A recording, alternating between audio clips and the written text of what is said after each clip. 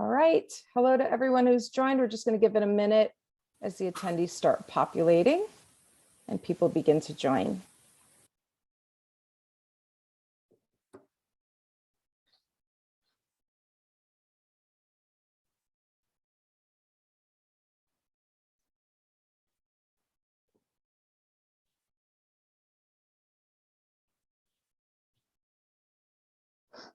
I'll just give it another few seconds as people continue to join before we get started.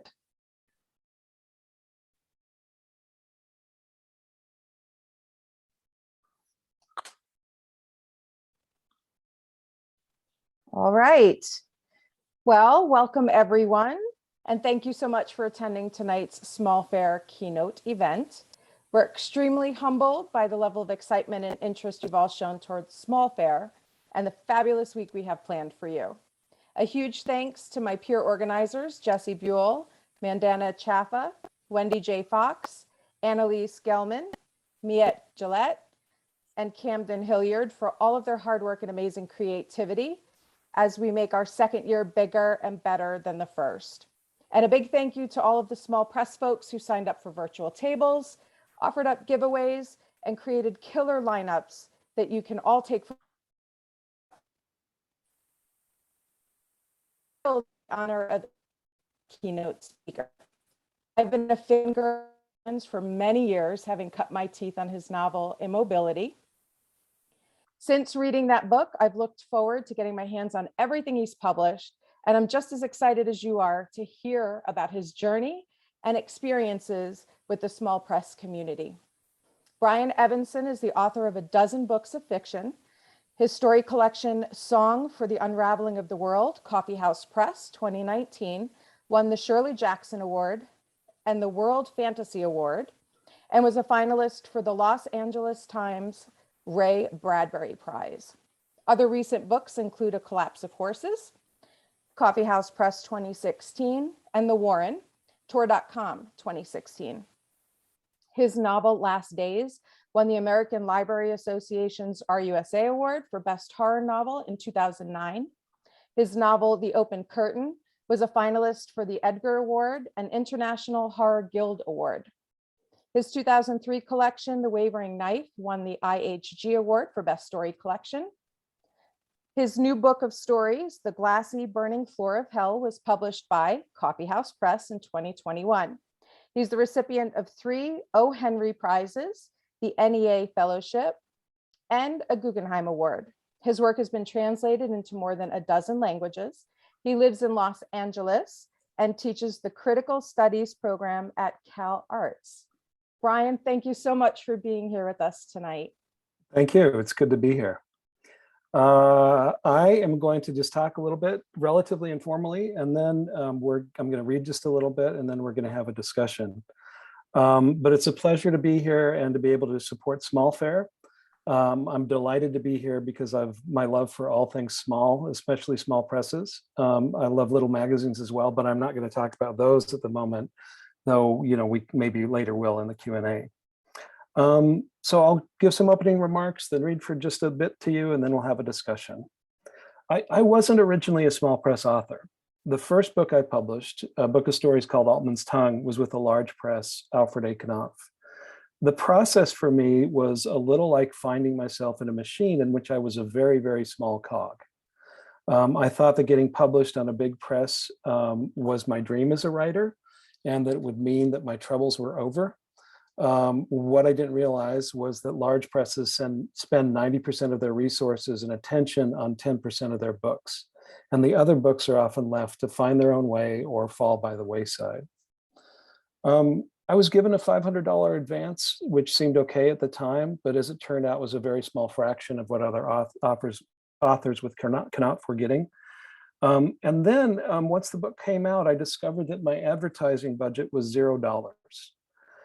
When later the book became a regional bestseller in the Intermountain West because of some controversy associated with it. I was teaching at a Mormon university at the time, and they objected to the book.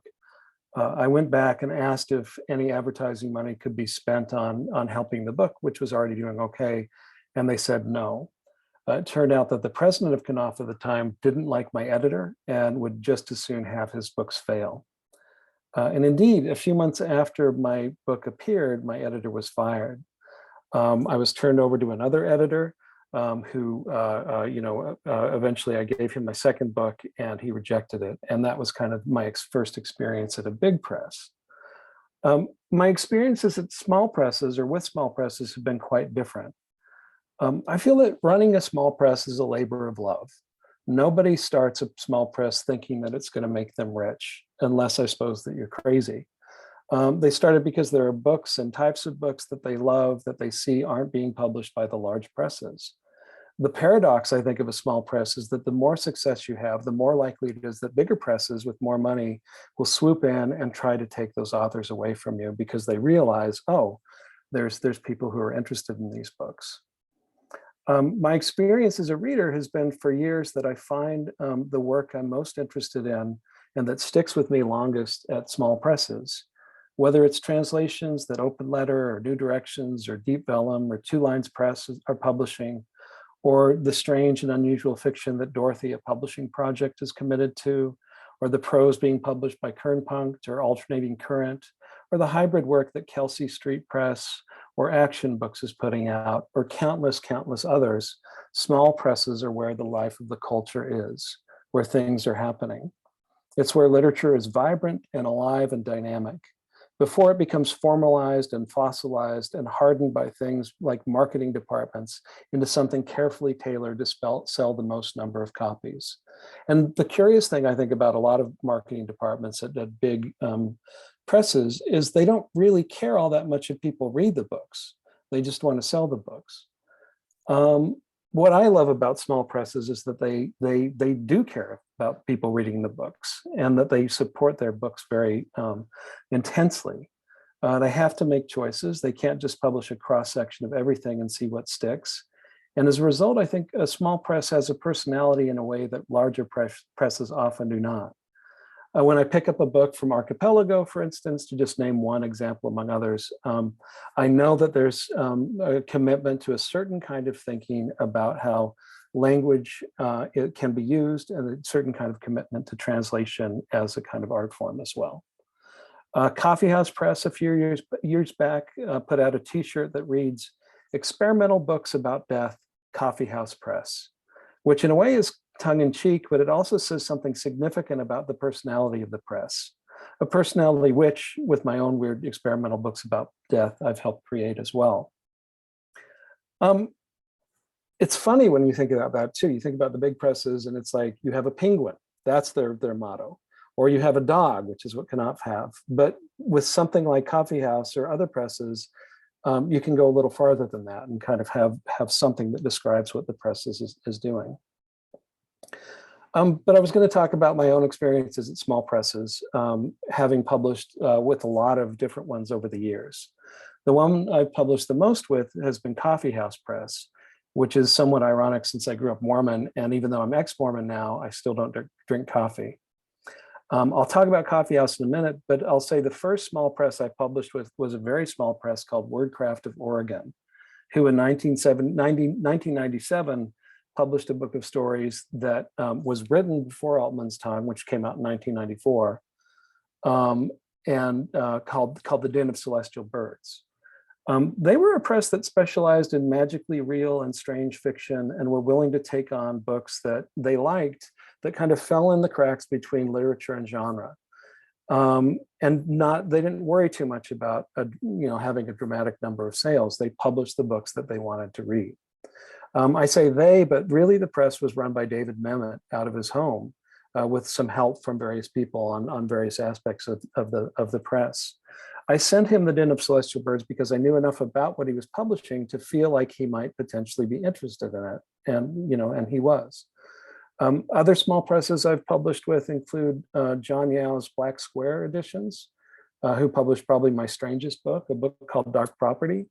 After he accepted that book, he told me, this book is so strange that I thought, if I don't publish this book, then who will? And I think that's an ethos that you often get with small presses, the feeling that they have a responsibility to bring something unique into the world that would go unpublished otherwise, but that belongs in the world. That's one of the reasons small presses, I think, have such distinct personalities.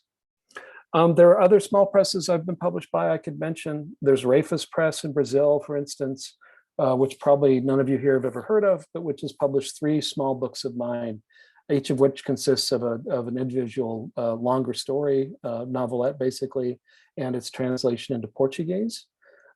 They make these books by hand, kind of little hardcover books, and they make under 100 of them. Or there's Tyrant Press, which published my book Baby Leg in an edition of 400 copies. The editor of that press, Giancarlo Di Trapano, passed away a few months ago. He decided when he printed that book, not just to print it, but to treat each one to make it unique. So he and his boyfriend at the time mixed various kinds of red ink together till they got a consistency and a color they wanted, and then spread ink onto their hands, and then handled every copy of the book so that it looked like they'd been handled by someone with bloody handprints. That's something you never could do at a large press.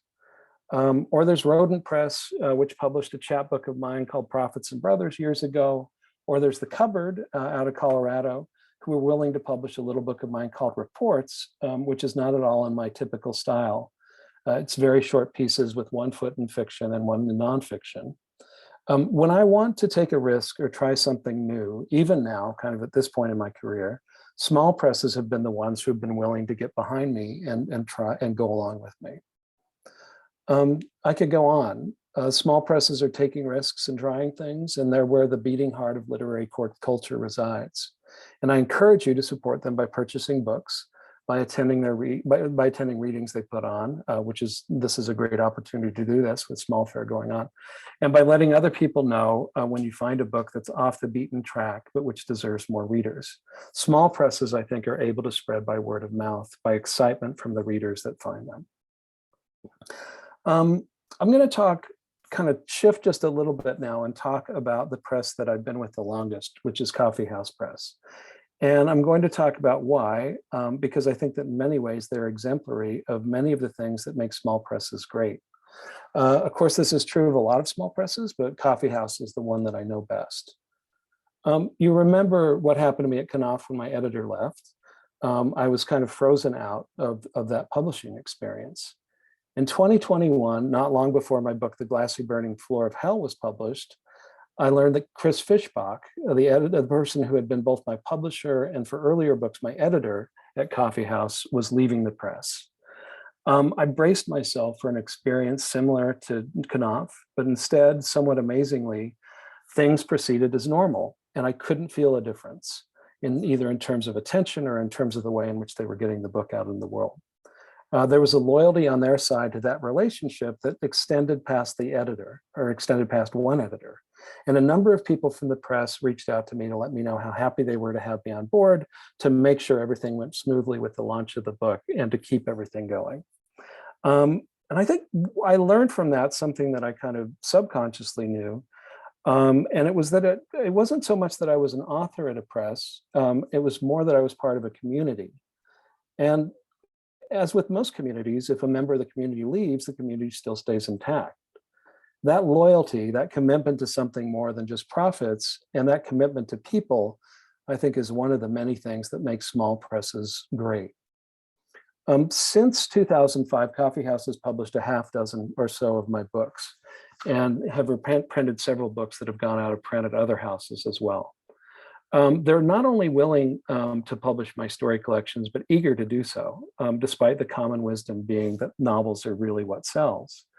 Like many small presses, they believe enough in my work that they've been willing to stick with me and keep publishing me, believing that there's a real audience out there for the particular and peculiar kind of weirdness that I'm doing. The idea of developing a writer is something that larger presses used to do more of.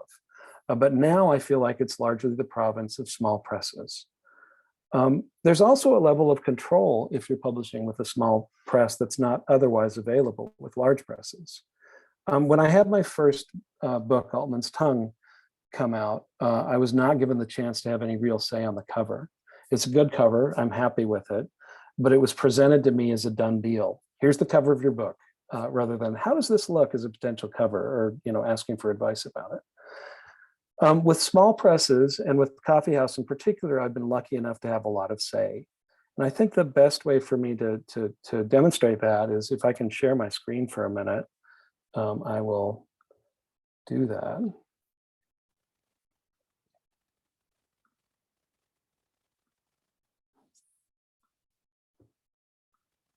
Okay, hopefully you can see this. And I'm gonna,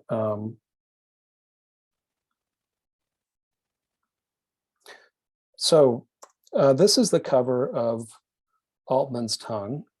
Right next to it, you can probably see, are books that I published with Coffee House. And one thing that's interesting about them is that they end up forming a shape together, so that each book kind of is a part of this creature that we called for no particular reason the Beast. And these were covers that were all designed by my child, Sarah Evenson. They're an artist who lives in Minneapolis. And so I had the chance to work with them on this project. We made this with these 4 books, which one is a recent book, Collapse of Horses, and the other 3 are re-releases of previous books. And then when we kind of went on to later books, we thought about, what else should we do? And we made the decision to have different parts of the animal that you could kind of put in the place of the parts that had originally been there. And so, it's something that ends up being continuing and transforming. It's something that I can't believe how many people who bought these books don't notice that they can kind of make this shape. But again, I mean, this strikes me as something that would be very hard to do at a large press. And if it was done at a large press, I think it's not something that the writer would be kind of motivating or kind of pulling across. So there's a lot more I can say, but I think for the sake of time, I probably should stop there. There are, of course, many challenges that small presses face. Lack of funds is one that I hear the most often. They always would love to publish more than they can actually afford to publish. The fact that a few people have to put in a lot of labor to make the books happen. The struggle of trying to get people to notice your books in a market that deliberately saturated by big presses with large publicity departments. But I think at the same time, they're absolutely vital to the literary health of our country. Small presses are communities of writers and editors and readers, and are where literature remains exciting. And maybe I'll stop there for that. I thought I would read, before we kind of have a conversation, just a little from small press work that I've done. I'm going to read first from this little book, Reports, partly because it's a small book. And since we're talking about small presses, we can do that. And partly because it has stories in it that are really different than a lot of the stories that people know by me. And so I think it's interesting, I ended up writing this book with them partly in mind. But I'm going to go ahead and read that, and I'm going to read a very short piece from Song for the Unraveling of the World. I'm going to read a piece called A Report on Lemon Reamers. And the kind of constraint of this book is they're little short pieces that are somewhere between fiction and nonfiction. They all have some connection to the real. You only have initials rather than names, and I think that's about it. So this is called A Report on Lemon Reamers. When my ex-girlfriend Jay moved out of the house, she took all 3 of our 3 lemon reamers. This surprised me, since there is rarely a situation in which one needs 1 lemon reamer, and you only need 2 if one is already in the dishwasher. And there are literally no situations in which, in normal kitchen use, you would need 3 lemon reamers. We talked about this sometimes when she was still living in the house, and a little unsure of how he had come to have a 3rd lemon reamer, and feeling the fact slightly absurd. And so I assumed quite naturally that when she moved out of the house, I would not have to say to her, please have the decency to leave me a lemon reamer. But apparently I should have said this, since she did in fact take all 3.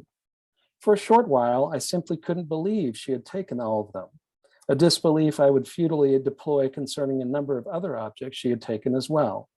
and assumed that no, there must be one here in the house. I just hadn't found it yet. Every time I needed a lemon reamer, I would look for one, not find it, feel aggrieved toward my ex-girlfriend, and then haphazardly ream the lemon with the bulbous end of a wooden spoon. This went on for about a year. At the end of the year, I did not buy a new lemon reamer, but simply stopped looking for one, resorting immediately to the end of the wooden spoon. I still felt aggrieved, however. In other words, every time I had to ream a lemon, I felt resentment toward my ex-girlfriend. I thought about buying a lemon reamer, and whenever I entered so-called kitchen stores, would look at them. There was nothing special about the 3 lemon reamers we had had. They were ordinary, plain wooden reamers, costing less than $5. And I did from time to time see them in stores and sometimes even put them in my cart, but something always stopped me short of buying them. Now 5 years have passed since my ex-girlfriend Jay moved out of the house, and I still have not purchased a lemon reamer. I've grown so accustomed to reaming lemons with the end of the wooden spoon that I imagine myself to be just as accomplished at it as if I were using an actual reamer. My life, I have convinced myself, would not be substantially changed by buying a lemon reamer. I reach for the wooden spoon by instinct, and yet, even now, I still can't help feel a wave of resentment toward my ex-girlfriend anytime I ream a lemon. Why even now, 5 years later, do I prefer feeling aggrieved to paying the $5 it would cost to buy a lemon reamer? And even if I bought the reamer now, wouldn't I still feel aggrieved? And it has a companion piece to it, which I'm going to read as well, which is called a report on lemon reamers. When I sat down to write a report on lemon reamers, I planned to tell the truth. This is how I usually approach these reports. But once I start writing, it is not I who decides what to say. Who or what it is that decides, however, would be impossible to say. Still, there are things about the report that are true. I did have an ex-girlfriend, Jay. She did take our lemon reamers, all of them, when we broke up, but there were only 2 lemon reamers, not 3. I initially wrote 2, which was the truth, but it became clear to me that saying 2 did not make her seem sufficiently crazy, and made me seem crazier than it was in my interest to seem.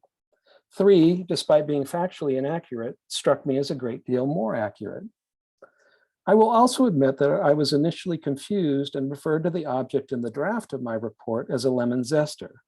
Though to be fair, this was not just my fault, but also Jay's, since when she wanted it, she would say, "Hand me that thing for the lemons." And I would respond, "What, the zester?" and would hold up the reamer. Then she would wordlessly hold out her palm up, and I would put the tool into her hand. I would say she didn't know the right word either, but perhaps she was responding not to the word zester, but to the tool that had appeared in my hand. You see how difficult it is for me? Even in explaining the moments in which I was not telling the truth, I began to not tell the truth in a different way. Moments of intimacy, such as I've described, did not exist between Jay and I. Or if they did, I've managed to repress them. You see? The end of a wooden spoon, not true. I have never used the end of a wooden spoon to ream a lemon. I use my hand, usually my left, but sometimes my right. I have large hands and can exert enough force to get sufficient juice out of a lemon, at least for any use I have for lemons. Do I think about Jay when I ream lemons? No. Or rather, I only started to think of her in this way after I wrote my report. This is one terrible thing about writing, the way it leaks out into life, whether you want it to or not. So if you know my work, you'll know those aren't particularly typical, but there was a period of time where I was getting a great deal of joy from writing these strange little reports that would focus on little small objects like that. And I've continued to kind of do those over the years. So even as I'm kind of writing the grimmer stuff that I'm better known for, I'm also writing about very small things that are just occurring around me. I'm going to read just a 2-page story from Song for the Unraveling of the World, which is called No Matter Which Way We Turned. No matter which way we turned the girl, she didn't have a face. There was hair in front and hair in the back, only saying which was the front and which was the back was impossible.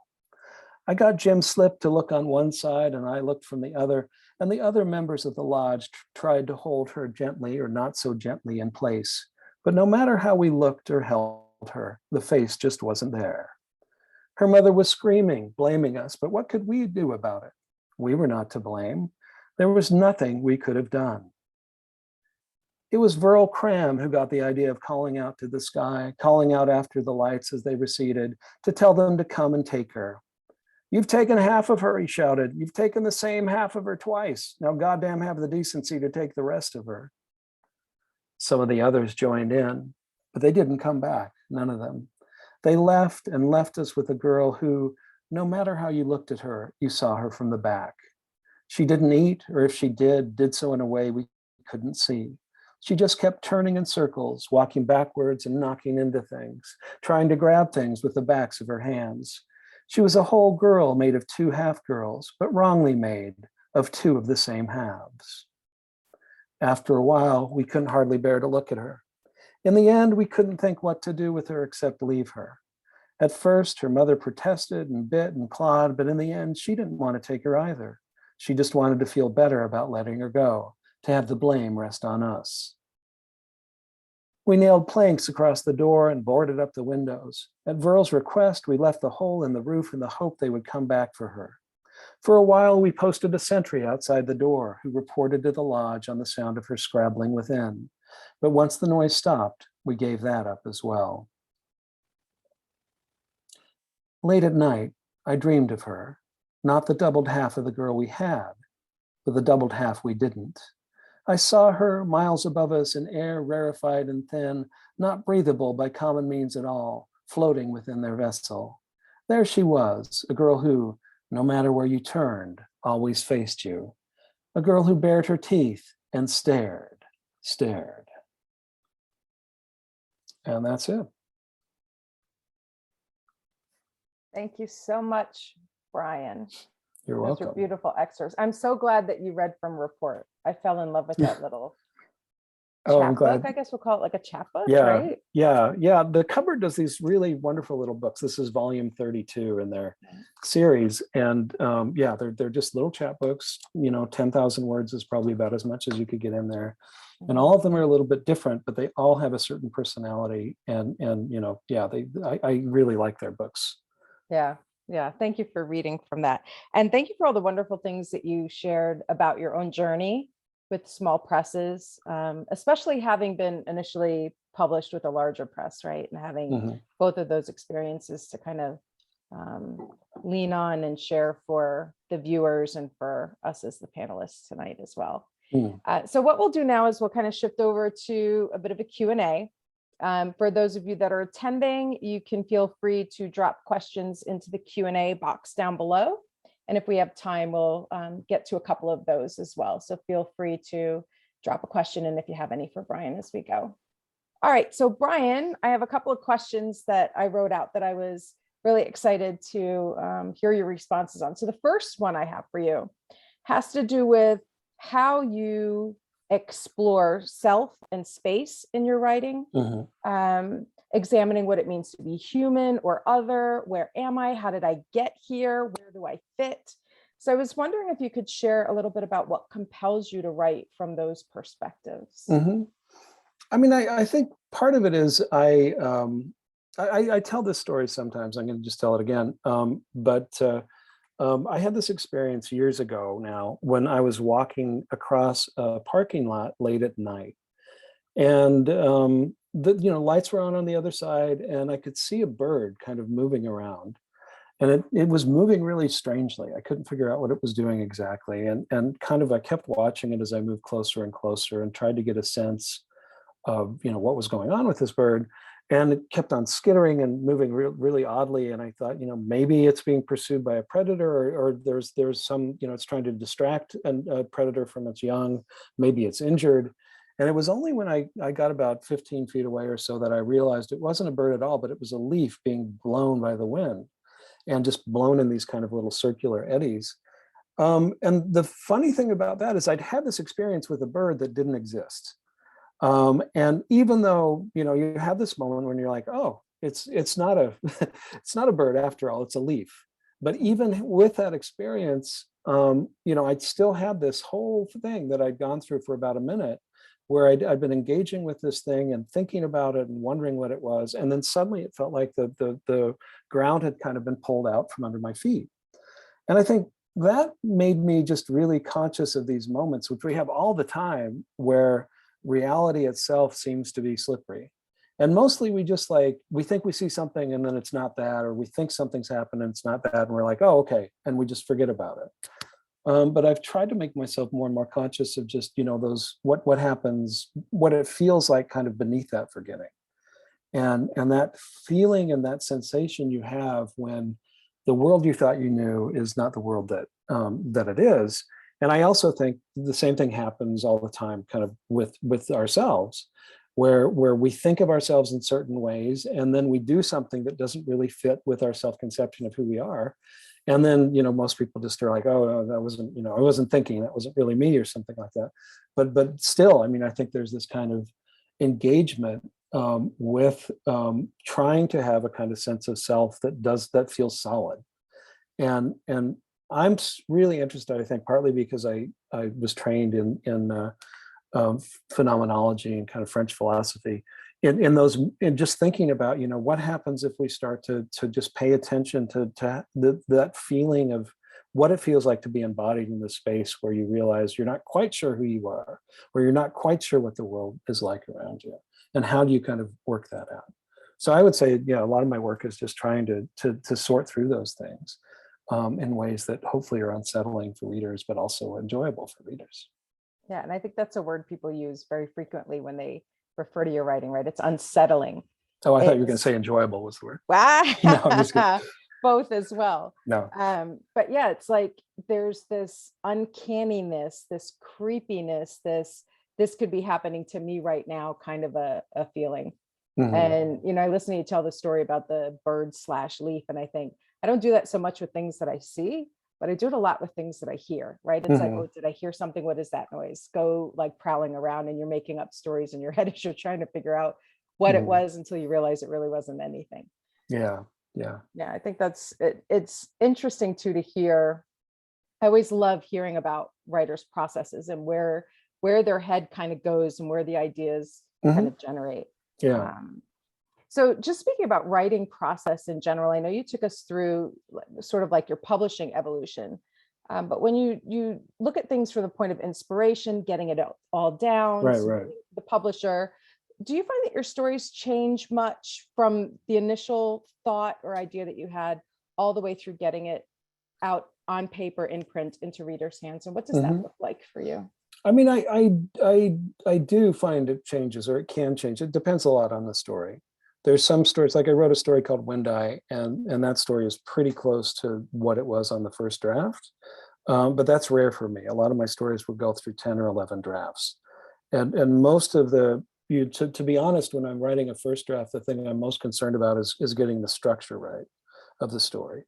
But then within that structure, a lot can change, and a lot does change. And then a lot of the kind of later revisions are just trying to do as much as I possibly can with as little as I can.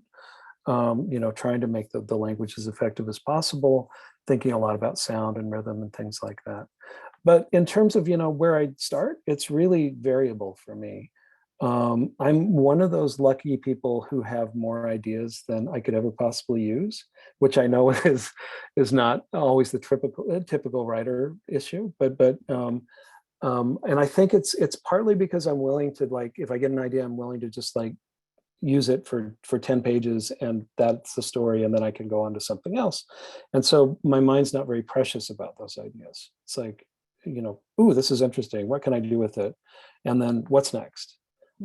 As opposed to, I talked a little bit to my friend Tobin, M.T. Anderson, who's a novelist, and he talks about, for a novelist, or for him at least, there's more of a feeling of, taking an idea and trying to explore as many facets of it as you can. And so I think for someone like that, it can potentially feel very wasteful, what I do with ideas. But I feel like they're, they're there, and I can, I always have been able to go on to the next idea. And I'm also not really afraid of the blank page anymore. I used to be really afraid of a blank page, but I've found that, even if I sit down with nothing to write, things eventually start to happen if I'm willing to kind of be comfortable with just just sitting there for a minute and taking a few stabs and false starts. So a lot of the work that I'm working on, I'll have a kind of like trigger or an impetus that kind of is moving me forward. I don't usually have a very clear idea of exactly where it's going to end up, partly because if I have too clear of an idea of that, then I feel like I don't need to write the story. And so, but yeah, I mean, and inspiration can come from anything. I read a lot, and a lot of it comes from reading other people's work. The other day I was at a reading a student reading here, and one of the students read something that just clicked something for me. And it was, and the thing is probably not even recognizably related to what he was doing.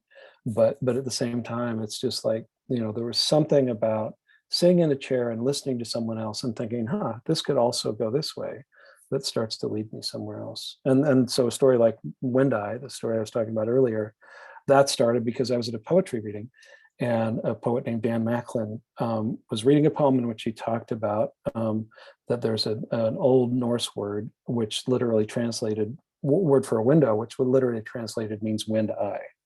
And that stuck with me. And then other things started to attach to that for me. And then eventually I got to the point where there was enough kind of circulating that I could write a story based on it. So, and that's probably a pretty typical practice for me in many ways. Small thing I'm interested in that sparks something else. Yeah, I also think it's very interesting to hear how you could be engaging with somebody else's writing and come up with something for yourself, right? Yeah. Finding inspiration everywhere. Yeah, and I know writers who say, I don't read while I'm writing. And I really like to read. And so I just don't feel like that's a viable practice for me. And so the way I kind of handle that is just, if I read enough, then I don't feel like I'm unduly influenced by any one thing. And it really kind of keeps my mind kind of thinking and going. So when I was a kid, my family, the vacations we used to take on is we'd like rent a house on the beach, and then we'd get there and then everyone would open their books and start to read. And so I just kind of grew up around people who reading was very important to. Oh, that sounds lovely. I wish I had more readers in my life. Speaking of reading and or writing, I know you talked about not being afraid of the blank page. And I was very curious to know, are you a paper and pen writer, or are you all electronic? No, I'm a paper and pen writer. I write everything kind of by paper and pen. And so I usually just have a little clipboard. This is actually a story I'm working on now. And I write by hand. And then I don't have any by hand pages here. And then I write till I get stuck. And then once I'm stuck, I type it all out. And then I print that out, and then I revise it by hand. And then I keep on going. And so often when I've written a story, the ending will have been gone through, probably twice as much as the later stuff, just because I keep on revising it as I go. And that gives me more of a sense of, there are things that really change because of where I want to go later on with the story. So, and that's my process. Yeah. Yeah. And speaking of revising, I'm always curious to know too, how do you know when to let it go and stop messing with it? Yeah. I think it's largely intuitive, I think, just to know when to let go. Yeah, I mean, it's tricky sometimes to know for sure. And there are stories that I felt are done, and I publish them in a magazine, and then later I revise them a little bit when I collect them in a book. Usually not much, but just little things here and there. Oh, that's interesting. And then they feel even more done. But yeah, it's a tricky process. I think it's intuitive. Sometimes I reach a point where I feel like I'm kind of going back and forth on the same things, where I'm putting something in and taking it out, and that feels like it's maybe time to be done. Awesome. How about, let's switch gears a little bit and talk about your experience with translations. Sure. So your own, and I believe you translate as well, don't you? Yeah, I translate as well. I translate from French to English, and I've done a little Spanish to English translation, but mainly French. And really, for me, translating, it's something I really, what I try to do when I'm translating is I want to bring work into English that I think could have a positive effect on American literature. That if writers were reading this, it might change the way they thought just a teeny bit about the direction of things. And so I've translated a range of stuff. I've probably done a dozen translations or book length translations over the years, and they range from I did a book for Dorothy, a publishing project called In the Time of the Blue Ball, which is by Manuela Draeger, who's a pseudonym for a really amazing French writer called Antoine Volodine. And that's actually a pseudonym for his actual name. And that's, a very strange little book, surreal, kind of children's stories. Volodine talks about them as, I asked him about it and said, these are, people here would not think of these as children's stories. And he said, well, they're children's stories for strange children. And there's not that much like that out here, in the US. And so it just seemed very important for me to have this kind of almost apocalyptic tales that seem to also be very childlike at the same time. So it'd be things like that. Sometimes I'm asked to translate something, but more often it's that there's a book I admire. I'm lucky enough to find someone else who admires it, who has some connection to a press, and they either talk me into publishing it, or I talk them into they talk me into translating it, or I talk them into publishing it, or both. I think that's so lovely, because then you're out there helping those books find new readers. Yeah, but it's also selfish in the sense that I want books to be available in English that help people make a space for literature like what I do and what other writers that I admire who write in English do. And so it's all part of that. It's part about kind of figuring out what your community is. It's partly about thinking about having a community that's larger than just being a national community. I feel like some of the most important books for me have been books that are not English language originals, or sometimes they're English language originals, but from other countries, like Christine Ong Muslim's The Age of Blight, which the Unnamed Press published maybe a decade or so ago, was very important for me. Filipino writer, really interesting writer. Or the Cesar Aira books that New Directions published were really important for me as well. The Bolaño books were important as well. Andres Barba's Such Small Hands, those sorts of things have just been really important. And yeah, so I feel like when I read something in French and find something that seems to me to be talking to people who are writing in English in innovative ways, but who nobody else in English is talking to, there's not other works that are kind of communicating with them. I want it to be available in English if I can possibly make that happen. I just think that's so lovely. And I want to also just leverage, you spoke a little bit about community, right? And getting the books out into people's hands and kind of how we interact with language in general, but the storytelling. So this will be my last question before we kind of turn it over to, I see there's a couple of questions in the Q&A.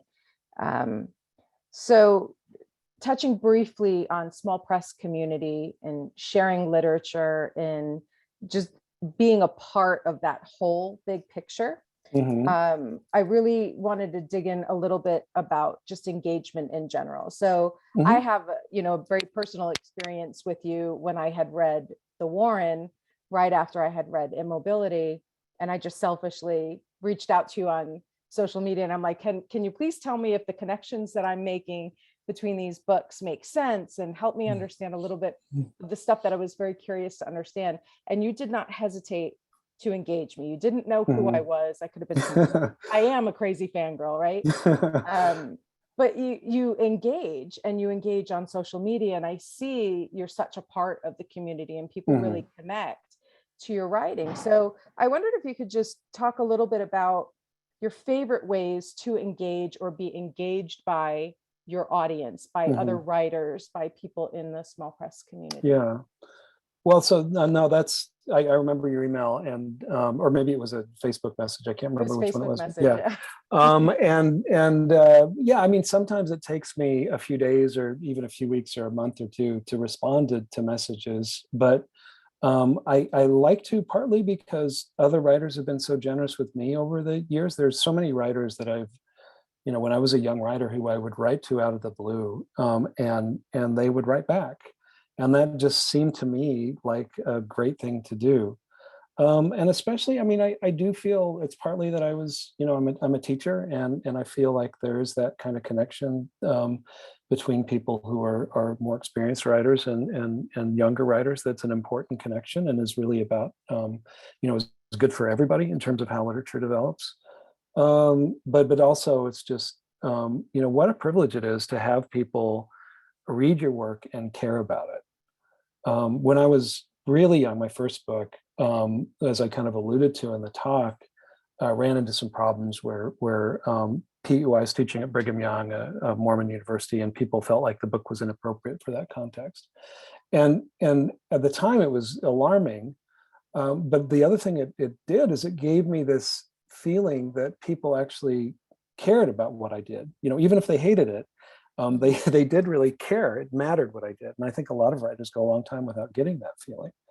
And I think, for me, it's very nice when people read my work and respond to it and feel strongly about it. Someone actually wrote me the other day about they're getting a tattoo of the beast that I was showing a minute ago, which both alarms me and also is like very, very flattering at the same time. In terms of engaging, I'm not on Twitter, partly so my wife is on Twitter and I'm on Facebook, and we just kind of my wife is a poet and writes young adult and children's literature, so she kind of covers all the genres that I don't really cover, and so she does Twitter, I do Facebook, and I'm happy to engage by email. I'm happy to engage, through that other ways as well. But I also, one thing I've really missed with the pandemic is the ability to go out and read and talk to people in those settings, go to readings and also talk to them. At the same time, it's like for something like this or other readings that I've done by Zoom, there's people that can attend who never could have been able to attend in person. And so there's something incredibly flattering about someone from the other side of the world attending something. And I've done that as well. I got to see a couple of writers that I really admire who live abroad by Zoom, which was just a really interesting experience. So I feel like I've just kind of meandered and not really answered that question. No, you did. You did a nice job answering that question. And I concur with if there's one good thing to come out of the pandemic, it's the ability that it gave us to all connect from our homes and be places that we could not have been and interact with people we could not have interacted with prior to. Yeah, absolutely. Yeah. Well, I want to be sensitive to time too, because we got about 10 minutes left to our event. And I'll turn it over to Jessie, she is the creator of SMOLFair. And see if we have a question or two that we could ask from the Q&A. Great. We have a few. I think the first one is great because it's asking for specific advice. So as an author, Adam Hart asked this, I should say. As an author, what do you look for in contracts with small presses? You mentioned issues with marketing and book cover input, but are there other issues that you look for? Okay. And there's one before that might have slipped under the wire, but I'll answer this one. I think that when I was first publishing, I wasn't very careful about that. Thinking about what you look for in contracts. I was just so excited to be published, and in fact, I just sold my whole back catalog to audio, and the thing that was a nightmare about that process was trying to figure out who owned the audio rights to some of those early books. And in some cases I thought I owned them. In one case I thought I owned them, and the press clearly did. And we just had to they were more than happy to turn them over, but we just had to kind of work it out. So I think, as an author, I I'd be very careful about just larger rights issues. You may or may not care about film rights and things like that, but especially, I mean, things like ebooks is a big thing. There's really different models that people have for ebooks, some of which give you 25% of the cost of the ebook, others of which are either less generous than that, a couple are more generous than that. But also, I think the thing that's changed kind of recently is the notion of what it means for a book to be in print. And since books can be printed on demand, now there are some presses that feel like a book is still in print if they're printing a book on demand, 1 or 2 a year, and so they have these things that just, for all practical purposes, are not really out there, and that might do better with another press, but that they hold on to. So I don't know. I mean, I think that with contracts, it's always good to talk to people about them. I would talk to people who have experience with, have done small press contracts of their own, because I think small press contracts are really different generally from larger press contracts in terms of what they're asking for and what they expect. So I would think about that. In terms of marketing and book covering import, yeah, I have at this point in my contract is book cover stuff. And marketing, I mean, with small presses, that's a hard thing, because most of them do not have a lot of money for marketing, and that's just the reality of the situation. Some do, some have a little bit of money, but the thing I found is, that they'll be as supportive as they can in the ways that they can be, generally. So I don't know if that's helpful, but yeah, hopefully. Thought it was good. Okay, so I'll do Ian Rogers asked next. After you left Knopf, I don't know if I'm saying that right, was moving to the small press world something you did very intentionally, or was it more based on necessity? It was more necessity, I think. I mean, one thing that happened when I was at Knopf is, before my editor left there, I had given him a book that was 3 novellas. And he'd read it and he liked it, and was intending, I believe, to give me a contract for it. And then he was fired. And at that point, it suddenly, there was not a real possibility there. So I kind of resubmitted it to the editor that had been assigned to me, and it wasn't really his thing. And so he left. And so for a while, I tried to sell that book of 3 novellas, and wasn't able to. I really struggled to find someone who thought it was a good idea to publish, or lucrative idea to publish 3 novellas, and was doing this through an agent. And then, as time went on, I ended up publishing this book, The Den of Celestial Birds, with Wordcraft, and I had another book of stories that I was working on that contained one of those novellas. Contagion is the name of it. And so I kind of just took that book and broke it up. Dark Property was part of that, and Contagion was part of that. And then there was another novella in there, which was about Klaus Barbie and his time in Brazil, which ended up being made into a kind of story within that. And so Wordcraft was interested in publishing that. There was someone who was interested in my work who wrote to me out of the blue, who was a graphic designer, and he designed the cover for the first version of that. And we kind of went with that. And it's a funny thing. I mean, I think that it had a certain number of readers. It did okay for itself, but of course it wasn't the same sort of thing as, the one thing about big presses is there's a lot of visibility that's just naturally there. So I had to work a little bit to find it. But at this point, it's a book that has had quite a life.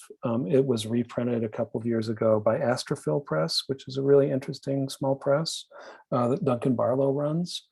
So it's available through that. And then also someone did a kind of limited edition hardback of it as well.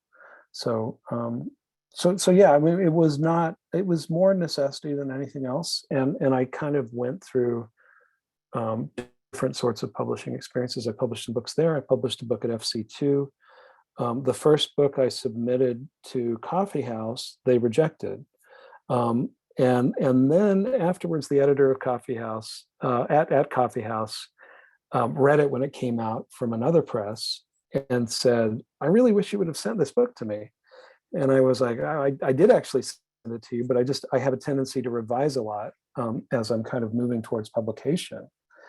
And at that point he was like, oh, okay, well, so then he realized that maybe maybe we should work together. So we sent him the next book. He took that. And then after one or two more books, he had the feeling that he just, he wanted to keep on working with me and do things. But also Coffee House was really generous. There were they really have been very committed to my story collections, but every once in a while, there'll be a book that moves in a different direction that may not be an ideal fit for them. So Immobility I published with Tor. And it was partly that Coffee House was willing to publish it, but I thought the way in which people would think about it would be very different depending on whether they saw it as a book coming out from a science fiction press or a book coming out from an innovative fiction press.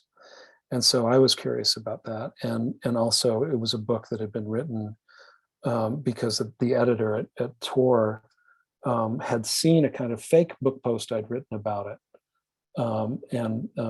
There's someone asked, sorry, I feel like I'm just going off on a tangent, but I'll do this and stop. Someone had been doing a blog where they asked people to write a fake description of a book they would never write. And then he was a graphic designer and he was doing covers for this book and also getting like blurbs from actual people about the book. And so the editor saw this on a blog and he was like, you really should write that book. And so I did. And so this book that was never supposed to exist ended up existing, and I felt like it should go to Tor partly because of that. So as you can see, Ian, it's not intentional. I just wander around and That's awesome. I'm gonna hop around a little bit. Seth Augenstein, sorry, forgive my pronunciation. If you had remained with a big publisher your entire career, would the Evensonian stories have evolved in this way? Perhaps a loaded question.